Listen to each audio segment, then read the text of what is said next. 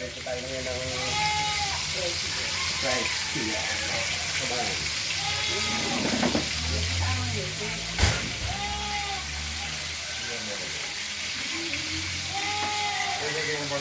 Medyo hinahin na ating apoy. Para masunugan.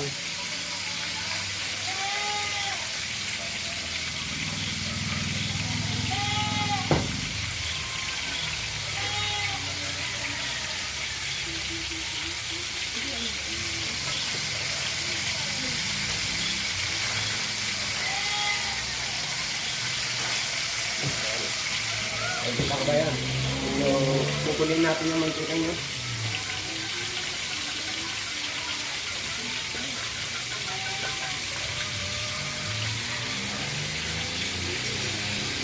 Kalis lang, oh. Medyo ano lang sa sarili lang. Ano lang.